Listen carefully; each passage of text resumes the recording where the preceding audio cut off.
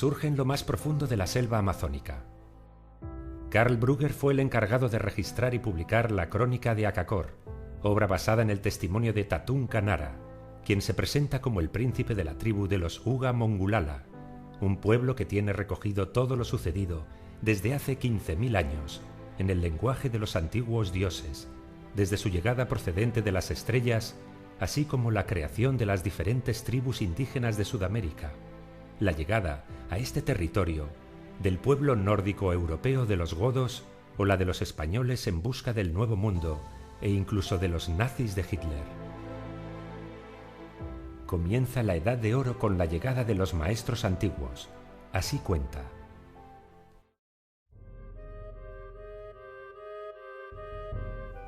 Tenían cuerpos agraciados y la piel blanca, sus notables rostros enmarcados por un fino pelo negro azulado. Una poblada barba cubría el labio superior y el mentón. Al igual que los hombres, eran criaturas vulnerables de carne y hueso. Pero el signo decisivo que distinguía a los padres antiguos de los hombres eran los 6 dedos en cada una de sus manos y los 6 dedos en cada uno de sus pies. Constituía la característica de su origen divino.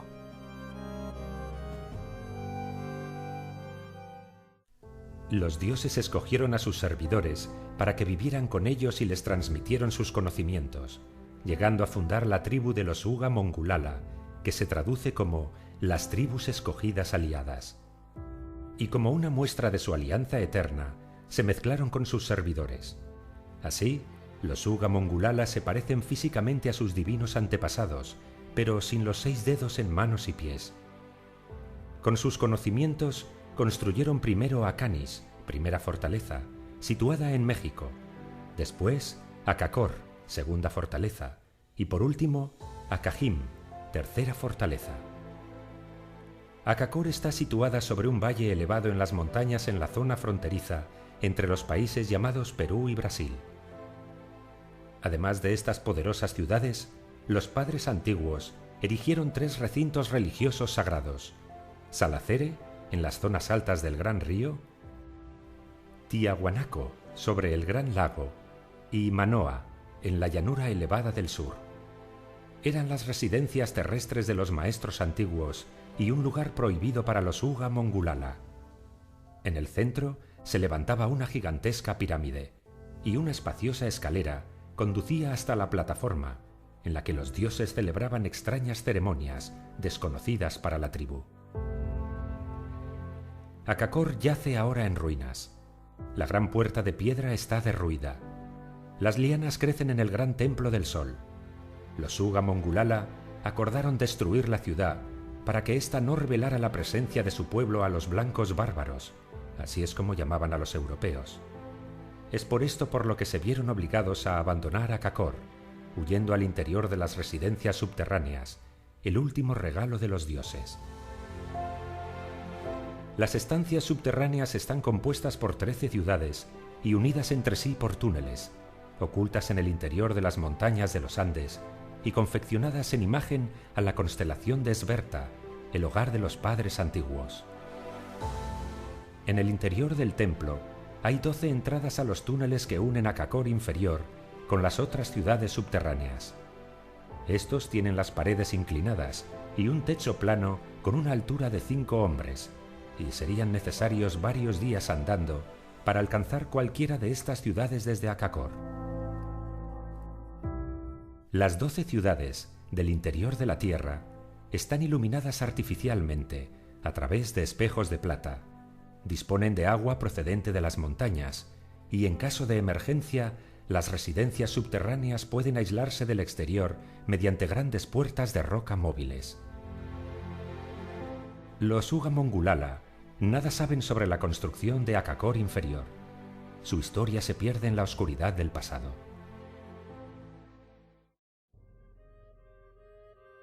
Y los dioses gobernaron desde Akakor.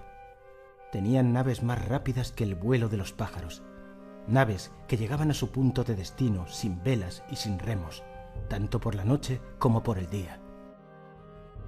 Tenían piedras mágicas para observar los lugares más alejados, de modo que podían ver ciudades, ríos, colinas y lagos. Cualquier hecho que ocurriera sobre la tierra o en el cielo quedaba reflejado en las piedras. Pero lo más maravilloso de todo eran las residencias subterráneas. Y los dioses se las entregaron a sus servidores escogidos como su último regalo. Porque los maestros antiguos son de la misma sangre y tienen el mismo padre. Pero llegó el día en que los dioses abandonaron a los Uga Mongulala. En ese momento comienza el año cero de la crónica de su pueblo y también un periodo de oscuridad.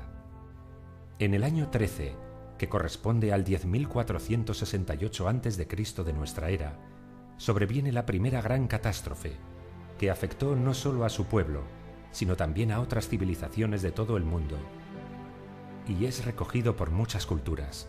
En algunas lo conocen como el diluvio. Lo que estaba abajo se puso arriba, y lo que estaba arriba se hundió en las profundidades.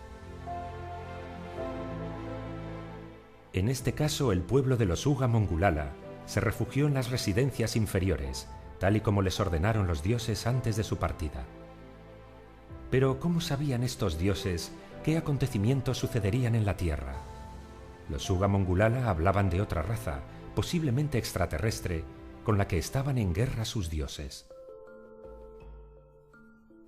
Nuestros sacerdotes dicen que en el periodo anterior a la hora cero existía otra nación de dioses que era hostil a nuestros maestros antiguos.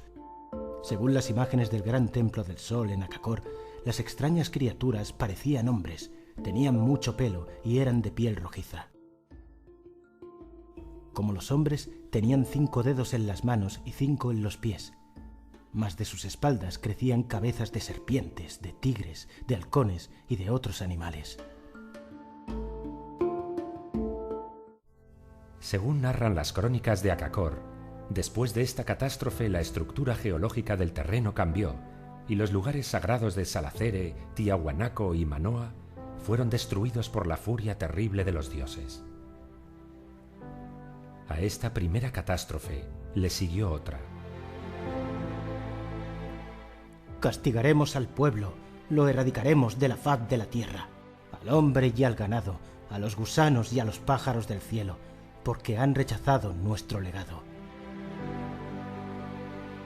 Los Uga Mongulala estaban al borde de la extinción a consecuencia de las guerras con otros pueblos, pero según narran sus escritos, los maestros antiguos regresaron. En el año 7315 y 3166 a.C., los maestros antiguos de las tribus escogidas regresaron a Akakor y asumieron el poder. Los dioses apenas permanecieron 3 meses con los Uga Mongulala. Seguidamente abandonaron de nuevo la tierra. Tan solo los hermanos Lhasa y Samón no regresaron al lugar de sus padres antiguos. Lhasa se estableció en Akakor. Samón voló hacia el este y fundó su propio imperio.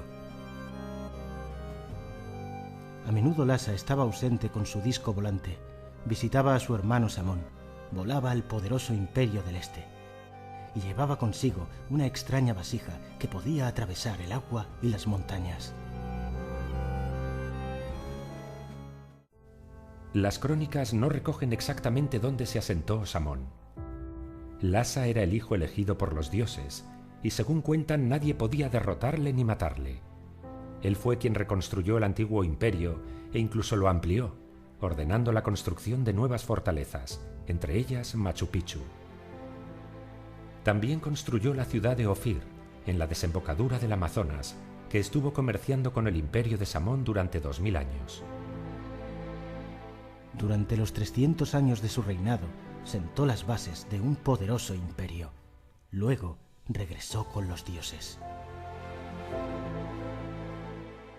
El siguiente hecho histórico tuvo lugar en el año 7951, 2470 a.C., cuando Viracocha, segundo hijo del rey Shinkaya, descendiente de Lhasa, quiso reclamar su poder y desafió las leyes de su pueblo para finalmente abandonarlo, fundando su propio imperio, el Imperio Inca, el cual bajo su mandato se convertiría en una gran potencia que llegó a amenazar a la tribu elegida. Esta traición fue predicha por los sacerdotes que podían vislumbrar el futuro y sabían interpretar las señales, y sabían que traería consecuencias desastrosas, culminando con la llegada del hombre blanco. Los incas se extendieron sometiendo a muchas tribus y aumentando su territorio en perjuicio del pueblo escogido. Pero sucede un hecho determinante, la llegada de los godos, así es como ellos se hacían llamar, que provenían del imperio de Samón, hermano de Lhasa. Los godos sabían de la existencia de los Uga Mongulala porque en su tradición los conocían como su pueblo hermano. Según los relatos de los godos, también su historia tenía un origen divino. Muchos miles de años después, los godos se vieron forzados por el hambre y por las tribus hostiles a desplazarse hacia tierras extranjeras, y viajaron a las tierras de su pueblo hermano. Así fue como los godos llegaron al imperio de las tribus escogidas, y así fue como se establecieron en Akakor. Ahora existían 2 clanes más una solamente. No hubo ni peleas ni discordias. La paz reinaba entre ellos. No hubo ni violencia ni disputas. Sus corazones estaban apaciguados. No conocían ni la envidia ni los celos.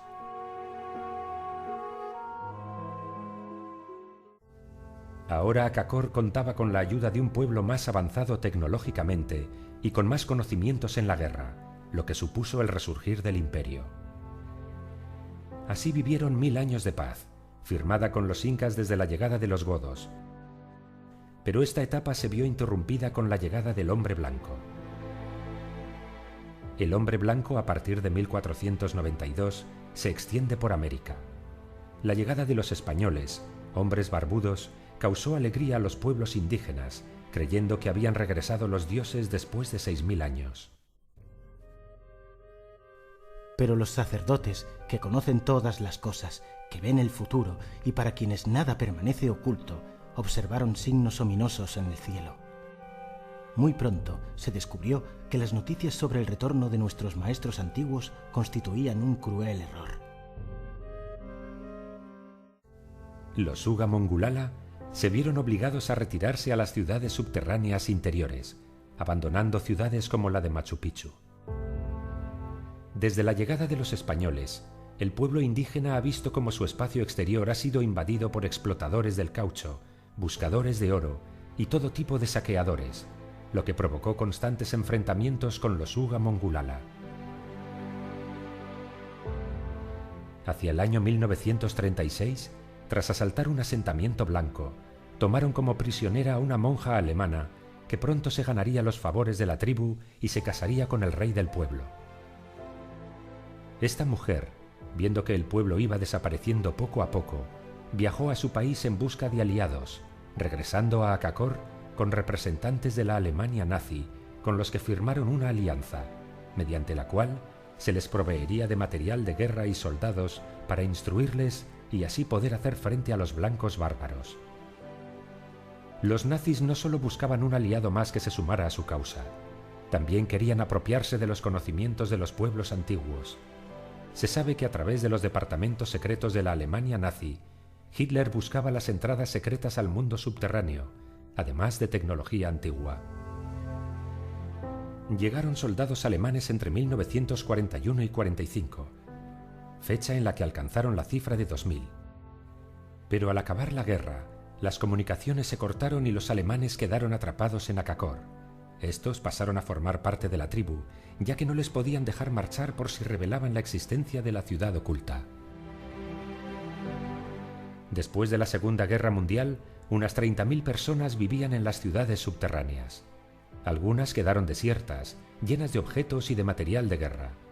La luz artificial todavía iluminaba las 13 ciudades de los dioses. Las grandes puertas de piedra todavía pueden ser movidas tan suavemente como hace 10.000 años. Los alemanes interpretaron que los padres antiguos habían abandonado las residencias de los dioses en una huida precipitada, pero no pudieron explicar el secreto de Akakor inferior. Su construcción es un misterio tecnológico.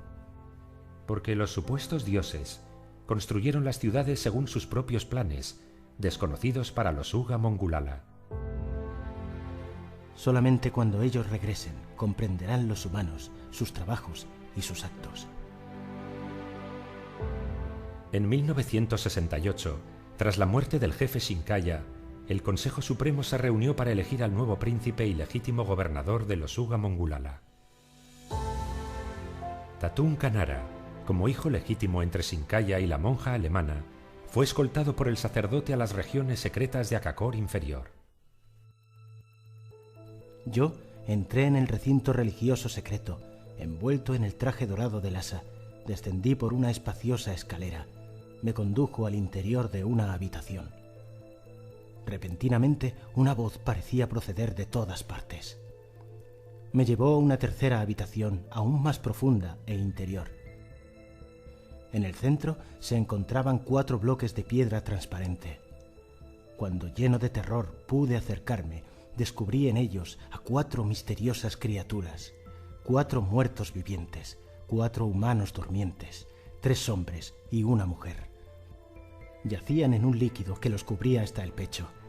Eran como los humanos en todos los aspectos, solo que tenían 6 dedos en las manos y 6 dedos en los pies. Tras mi regreso del recinto religioso secreto 13 días después, el sumo sacerdote me saludó con el nuevo legítimo gobernante de los Uga Mongulala. Había quedado profundamente impresionado por las misteriosas criaturas. ¿Estaban vivas o muertas? ¿Eran los dioses? ¿Quién las había colocado allí? Ni siquiera el sumo sacerdote conocía la respuesta. Según las señales, el final de los Uga Mongulala está cerca, si no se ha producido ya. Es por eso que Tatún Kanara intentó buscar ayuda desvelando esta historia. También han predicho que una tercera gran catástrofe acontecerá, la cual afectará enormemente a la humanidad. Solo entonces regresarán los dioses. Y surgirá un nuevo mundo en el que los hombres, los animales y las plantas vivirán juntos en una unión sagrada. Entonces comenzará la nueva edad de oro.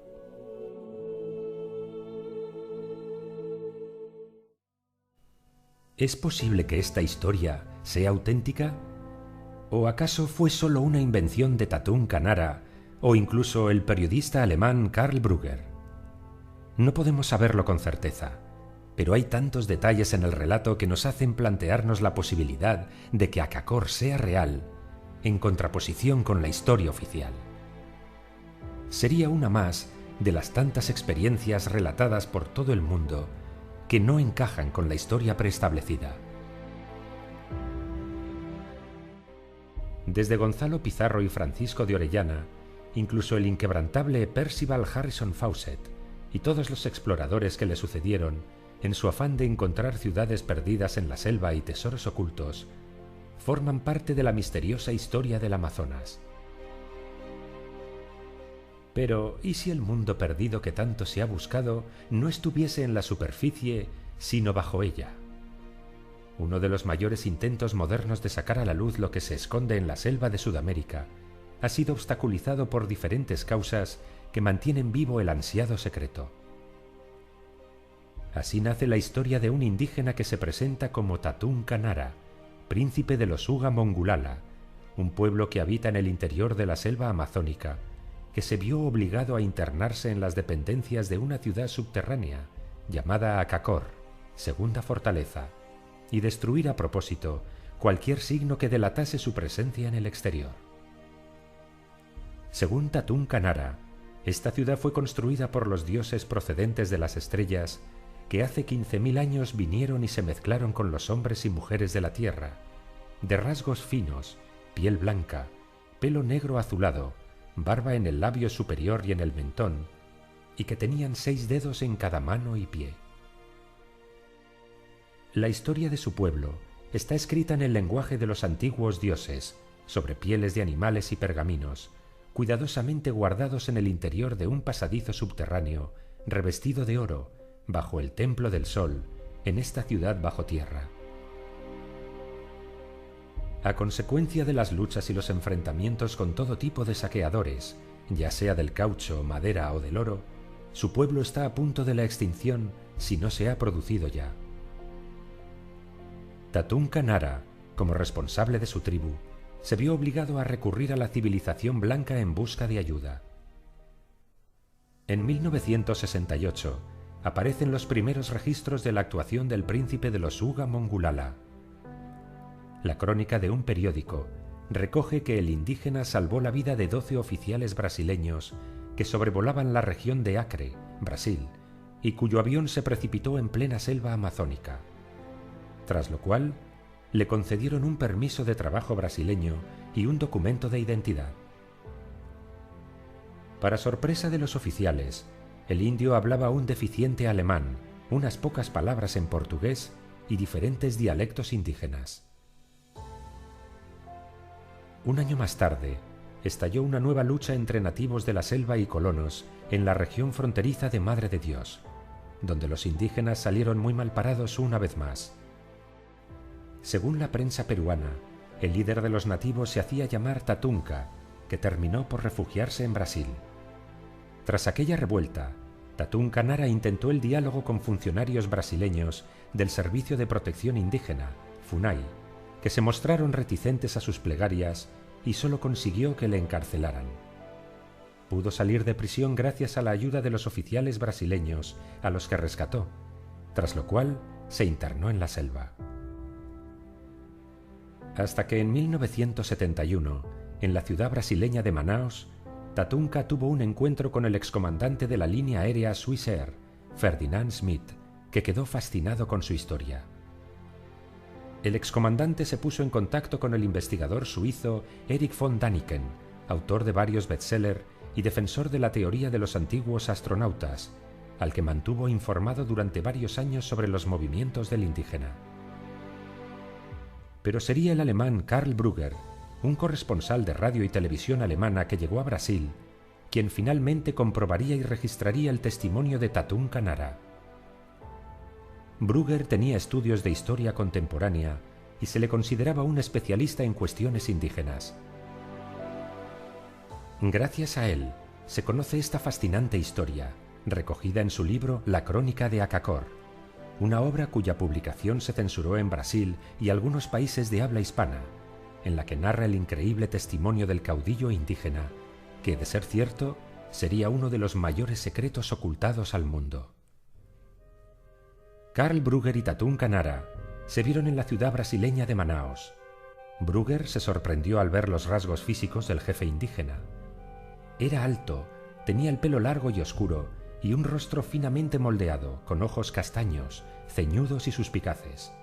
Y lo más llamativo es que presentaba un color de piel blanco y hablaba en un torpe alemán. Tatunka Nara decía ser hijo del fallecido jefe de la tribu de los Uga Mongulala, que contrajo matrimonio con una misionera alemana que pasó a formar parte de su pueblo.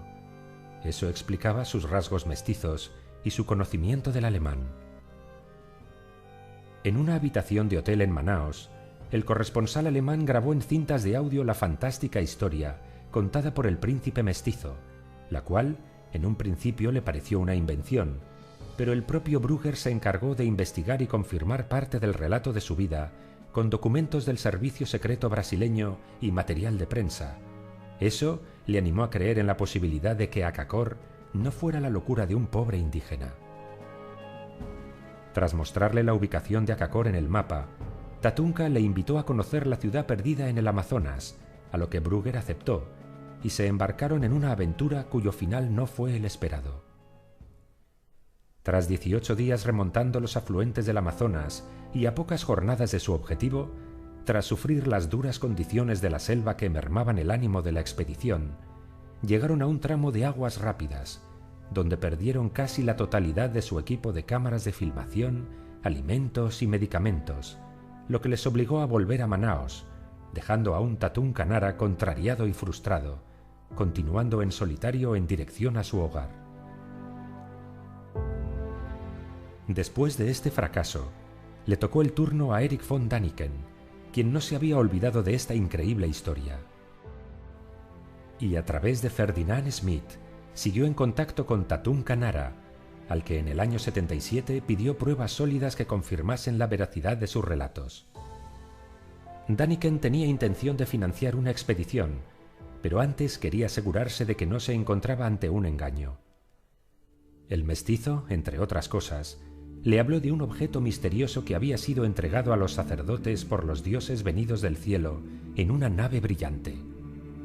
Un objeto que, según las tradiciones, comenzaría a cantar en el momento en que esos dioses retornaran a la tierra, y parece ser que recientemente había empezado a emitir extraños zumbidos semejantes a los que hacen las abejas, lo que provocaba la alegría de su pueblo. Pero no pudo proporcionarle nada real a pesar de las insistencias de Däniken. Aún así, la expedición se llevó a cabo y partieron con destino a la ciudad subterránea de Akahim, la tercera fortaleza. Es una ciudad de piedra escondida entre las montañas de Venezuela y Brasil, cuya entrada se oculta tras una inmensa cascada de agua de 300 metros.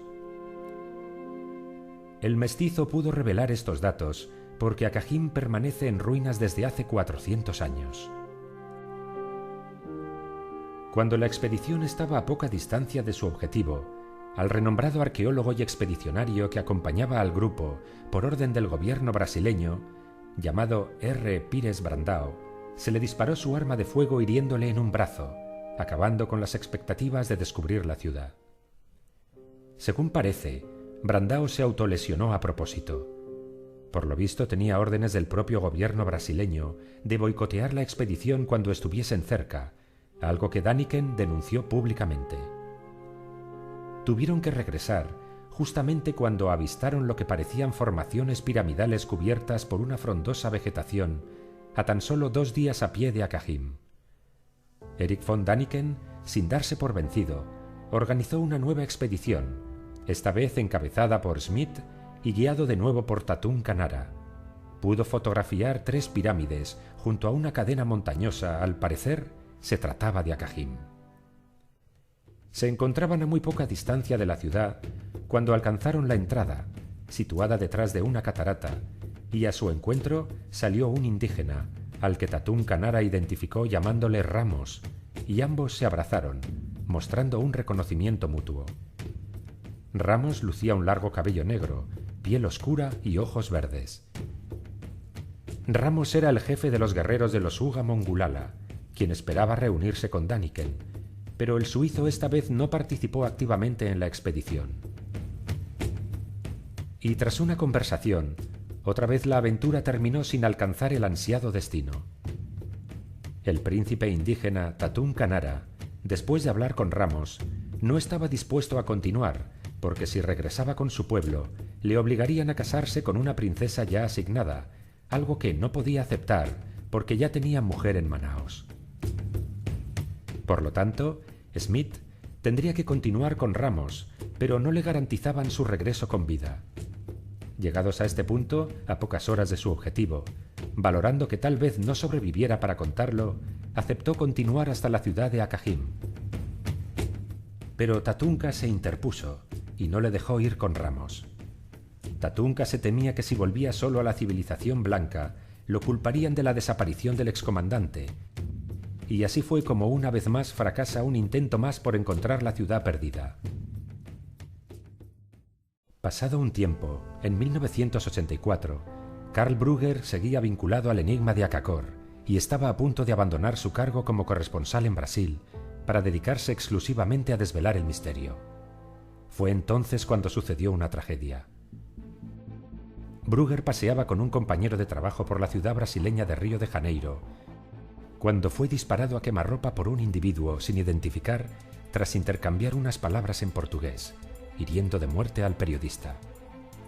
Casualmente el disparo fue dirigido donde Brugger tenía tatuada una tortuga, igual que la del príncipe mestizo Tatún Canara. La tortuga era un símbolo de poder en la comunidad Uga Mongulala. Por ese motivo, se relacionó al asesino con el indígena, que finalmente se demostró que no tuvo nada que ver en ese percance. ¿Se trataba de una traición? ¿Un ajuste de cuentas? ¿O un modo de culpar y ensuciar la imagen de Tatún Canara? Tras la muerte de Brugger, el consulado alemán entró en sus dependencias haciéndose con todos los archivos y documentos del periodista relativos a su investigación sobre Akakor. Según fuentes cercanas al investigador, Brugger tenía intención de revelar documentos e incluso filmaciones o imágenes relacionadas con Akakor que causarían un gran impacto en el mundo. Si estos archivos existían, jamás salieron a la luz. ¿Qué era tan importante como para que el servicio secreto alemán desvalijara las dependencias de Brugger? ¿Qué había descubierto que podría causar un gran impacto en todo el mundo? Desde ese momento se filtra desde Alemania que el verdadero nombre de Tatún Canara era en realidad Hansi Hauck, un exconvicto de origen alemán afincado en Brasil, puede que con la pretensión de destruir la historia del indígena. Además, si toda la historia de Tatún Canara era una invención, ¿por qué las autoridades se tomaron tantas molestias en encubrir pruebas y boicotear expediciones? ¿Por qué hacerse con los documentos secretos del periodista? Y, sobre todo, ¿por qué intentaron culpar a Tatunka del asesinato? Con respecto a la credibilidad de Tatún Canara, es extraño que ninguna de las expediciones haya alcanzado su objetivo. No le entregó pruebas a Erich von Däniken sobre su existencia. Sin embargo, sí se las dio a un obispo católico llamado Grotti, a quien llevó a la ciudad de Akakor y se llevó pruebas de su existencia. Estas fueron enviadas al Vaticano y nunca más se supo de ellas. Y casualmente Grotti murió en un accidente de avión bajo extrañas circunstancias. En defensa de Tatún Canara, Brugger corroboró que algunas tribus indias como Yaminawa y Kaxinawa reverenciaron a Tatún Canara como su jefe, aun cuando él no pertenecía a dichas tribus. Estos hechos estaban contrastados con los archivos del servicio secreto brasileño. Entonces, ¿qué hay de cierto en el libro publicado por Brugger, Las Crónicas de Akakor, que rápidamente se convirtió en un bestseller mundial? Cuando Däniken se encontró personalmente con Tatún Canara, se dio cuenta de que lo que se narra en el libro de Brugger no coincidía exactamente con el testimonio del indígena. Por lo tanto,